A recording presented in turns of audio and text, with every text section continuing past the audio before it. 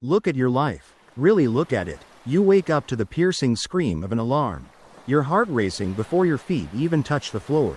You reach for your phone, filling your mind with the noise of a world in chaos. You rush to a job that drains you, dealing with people who don't see your worth, and you return home exhausted, only to worry about the bills waiting on the counter. You've been told this is normal. You've been told that life is a constant grind, a never-ending chase for a security that always feels one paycheck away. But deep in your spirit, you know something is wrong. You feel a heavy, silent drain on your destiny. The truth is, your struggle isn't caused by the economy or your boss. It's caused by a misalignment of your daily frequency. You are a chosen soul, yet you are living by the rules of a world that thrives on lack. You are trying to build a kingdom with the habits of a slave. Today, the struggle ends. We are not looking for distant miracles. We are bringing heaven into your kitchen, your office, and your bedroom. I am going to show you the 10 daily habits that act as spiritual keys. These are not just to-do lists. They are sacred shifts that turn your ordinary day into a magnet for extraordinary abundance. Stop chasing the blessing. It's time to become the person the blessing cannot help but find. Let us begin with the first 5 minutes that change everything. Chapter 1. The first 5 minutes, the spiritual anchor. The most critical battle for your destiny is fought and won in the first 5 minutes after you open your eyes. This is what spiritual masters call the threshold of consciousness, the sacred bridge between the world of dreams and the world of matter. Most people surrender this territory the moment they wake up. They reach for their smartphones, allowing the chaotic opinions of the world, the stress of the news, and the demands of others to flood their minds. By doing this, you are effectively handing over the keys to your internal kingdom. You start your day in a state of reaction, a slave to your notifications, rather than creation. As a chosen soul, you must treat these first 5 minutes as a sacred ritual of reclamation. Before you touch a screen, before you speak to another human being, you must speak to the source. Do not start by listing your problems or begging for favors. Instead, anchor your spirit in the frequency of gratitude. Feel the weight of your body, the breath in your lungs, and the silent life force flowing through your veins. Say, either aloud or in the quiet of your heart, "Thank you for this breath. Thank you for this day. I am a conduit for divine favor, and I am open to the miracles prepared for me." When you set your frequency to gratitude before the world can touch you, you create an invisible spiritual shield. You are no longer a leaf blown by the wind of daily stress. You are an anchor in the storm. This simple habit rewires your brain to look for opportunities instead of obstacles. You are signaling to the heavens that you are ready to be a steward of the day's blessings. Command your morning with peace, and the rest of the day will have no choice but to follow your lead. Chapter 2. The sanctity of your space, clearing the path.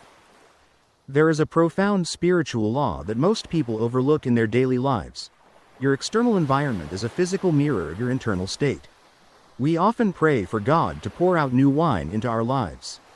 Yet our vessels, our homes and workspaces, are filled with stagnant energy and clutter. Clutter is more than just a mess, it is energetic noise that blocks the flow of prosperity. If your desk is buried under old papers, if your sink is full of dirty dishes, and your closet is overflowing with things you haven't used in years, you are telling the universe that you have no room for anything new. The universe abhors a vacuum. If you want a fresh flow of ideas, money, and opportunities, you must courageously create a space for them to land. Cleaning your room or organizing your office is not just a mundane chore, it is a prophetic act of faith. Every item you discard that no longer serves your purpose is a declaration that you trust the Creator to provide something better. As you clear the physical dust, you are clearing the mental fog that prevents you from seeing your next big move. Treat your home as a sanctuary, regardless of its size or location. A clean, orderly space vibrates at a higher frequency. It allows the Holy Spirit to move freely and your intuition to speak clearly. Money, in its purest form, is energy, and energy is attracted to order and clarity. By honoring the space you have right now, you are passing the test of stewardship. You are proving that you can manage a small sanctuary, signaling to the divine that you are finally ready for the palace. Cleanliness isn't just about hygiene, it's about making your life an inviting landing strip for the blessings of heaven. Chapter 3. The Language of Plenty, Rewriting the Script. Your tongue is the rudder of your life.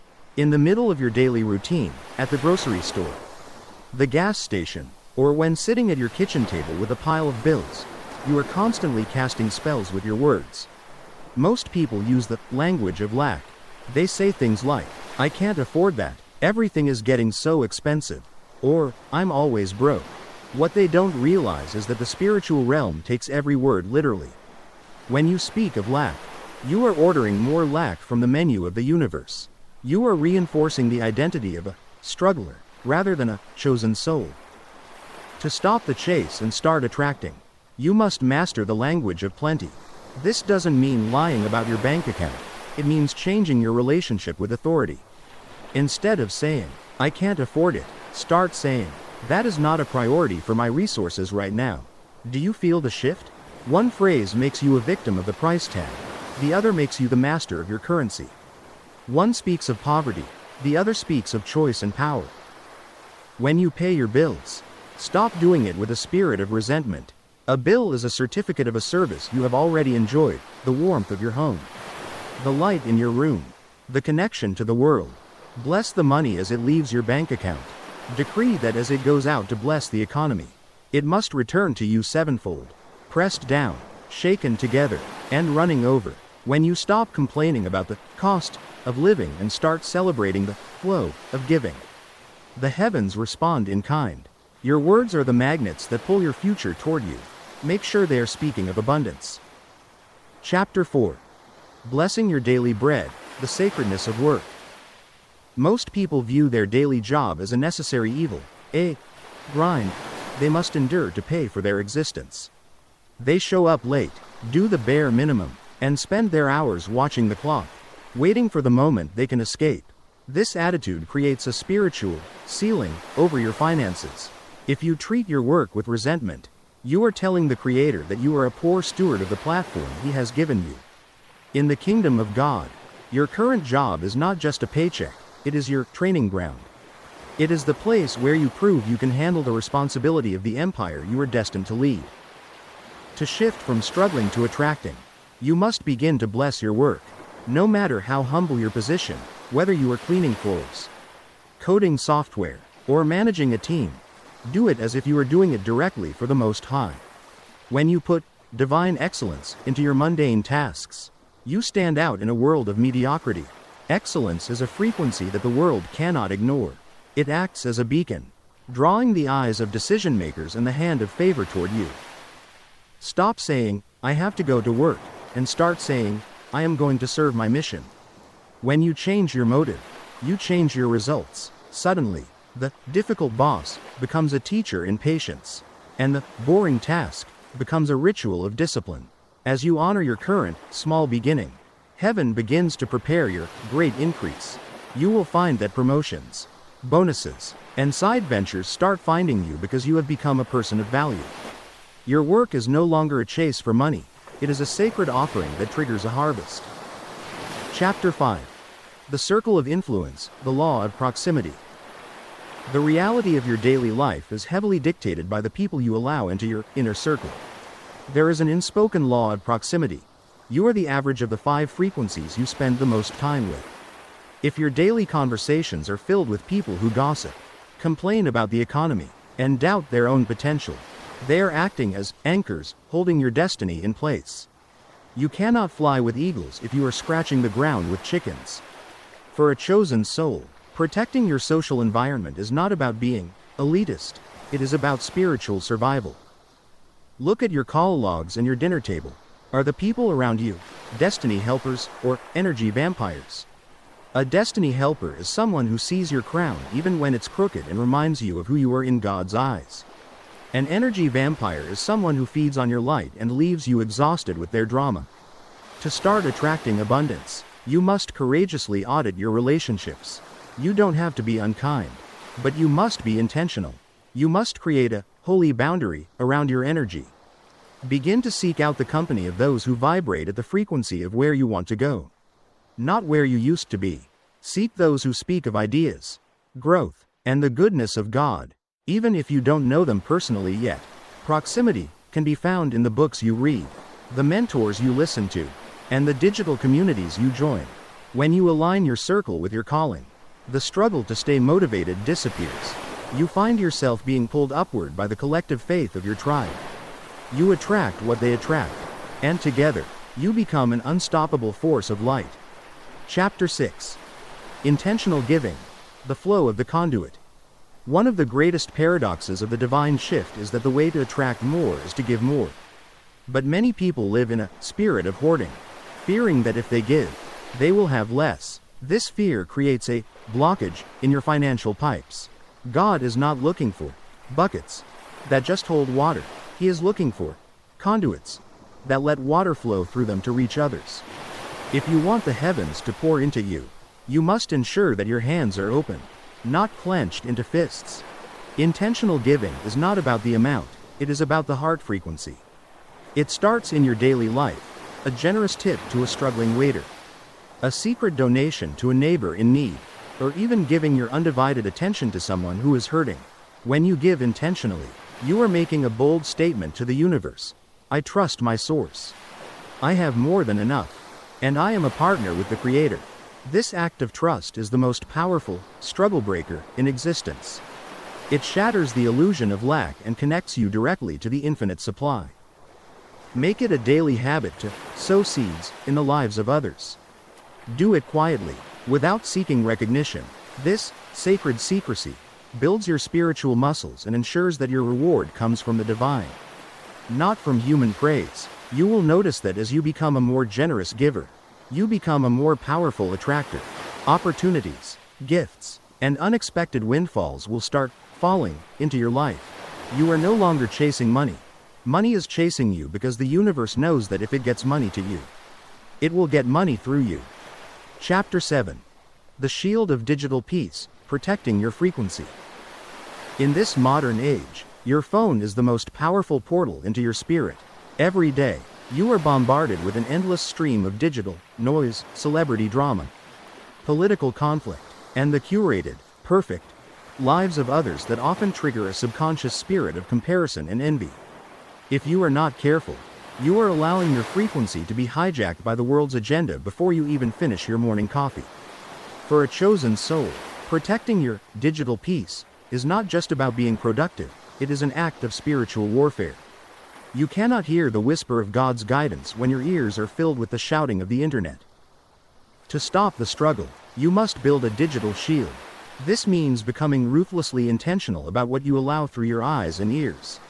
Unfollow any account that makes you feel less than or lacking. Mute the voices that thrive on fear and division. The law of focus states that whatever you look at, you become. If you fill your mind with images of lack and strife, you will manifest lack and strife. But if you guard your digital consumption and focus on content that builds your faith, expands your mind, and nourishes your soul, you align yourself with the frequency of plenty. Mastering this habit means setting sacred boundaries with technology. Create no phone zones in your home and your day. When you silence the digital noise, you create a holy silence, where the divine can drop the million-dollar ideas and the strategic solutions you've been praying for. Your peace is your power. Do not trade it for a scroll. When your internal world is quiet and protected, you become a focused magnet for the opportunities that the distracted world is too busy to see. Chapter 8. The Power of Sacred Rest, the Sabbath Frequency. One of the greatest lies of our culture is that the more you grind, the more you get. We have been conditioned to believe that exhaustion is a badge of honor and that rest is for the lazy. This hustle spirit is actually a spirit of fear, a fear that if you stop, everything will fall apart. But for the chosen, rest is an act of warfare. It is a bold declaration that you trust the Creator more than you trust your own effort. The law of the Sabbath teaches us that there is a blessing in the 7, a frequency where you stop working so that God can start working on your behalf. Sacred rest is not about being idle, it is about active surrender. It is the practice of stepping away from the chase to reconnect with the source. When you force yourself to rest, even when your to-do list is long, you are breaking the back of the poverty spirit. You are telling the universe, I am not a slave to the system. I am a child of the King, and my supply is guaranteed. It is in this state of deep, faithful rest that your nervous system heals, your creativity reboots, and your spiritual batteries are recharged. The irony of the spiritual walk is that you often achieve more in 6 days of focused work and 1 day of rest than you do in 7 days of frantic struggling. During your rest, the divine is moving the pieces of your life into place. He is working in hearts you haven't met and opening doors you haven't seen. While you sleep in peace, your harvest is ripening. Stop trying to outwork the Creator. Master the frequency of rest, and you will find that things begin to fall into place with an ease that your hardest work could never produce. Chapter 9. The Stewardship of Seeds, Mindful Finance. Many people spend their lives begging for a financial harvest while simultaneously disrespecting the seeds they already have. They treat small amounts of money with carelessness, thinking, it's just a few dollars. It doesn't matter. But in the kingdom, stewardship is the prerequisite for increase. If you cannot be trusted to manage the small with integrity and gratitude, the heavens cannot legally release the much. The way you handle the $20 in your pocket today determines whether you will be entrusted with the millions of tomorrow. Mindful finance is the daily habit of treating every cent as a sacred seed. It means tracking your flow, paying your debts with honor, and being a conscious manager of your resources.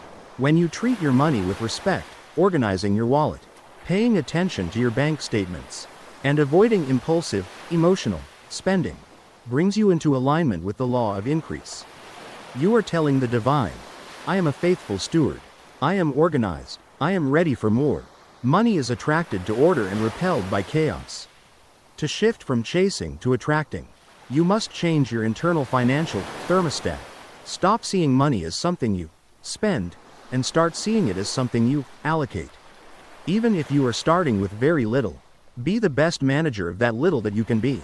Treat your current resources with the dignity of someone who is already wealthy. As you honor the small, you activate the law of multiplication.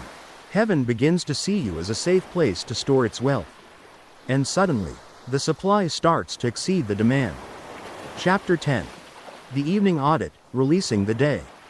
The final habit of a chosen soul happens in the stillness of the night.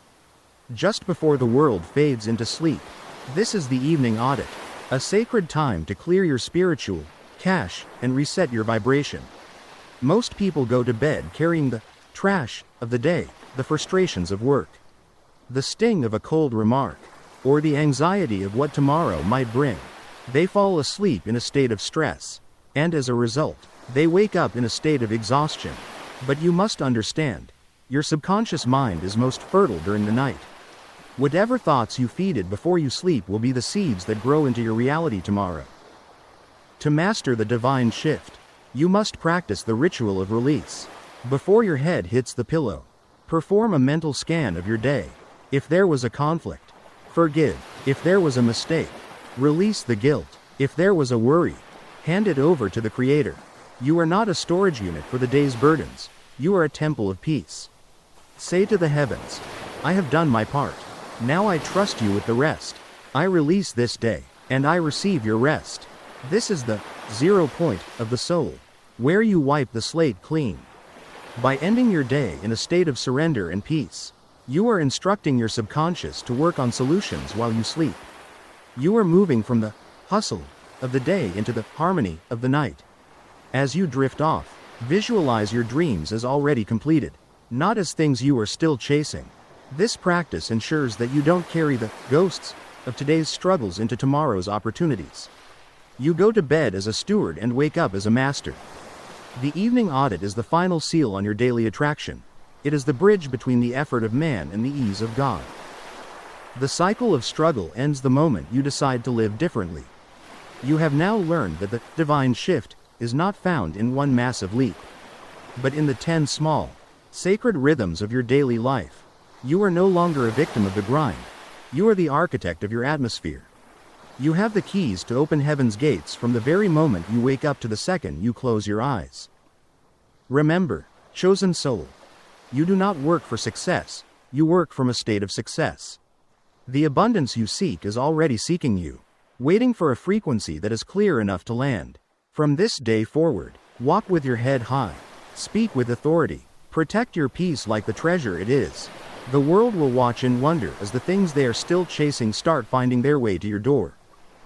I decree this over your life. May your mornings be filled with vision, your days with favor, and your nights with a peace that surpasses all understanding.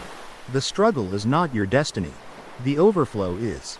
Comment, I am ready to attract, to seal these habits into your spirit. Share this message with another soul who needs to stop the chase. And don't forget to subscribe to stay aligned with your highest calling. Your new life hasn't just begun. It is already done. Go in peace, for the Creator is already there, walking in your tomorrow.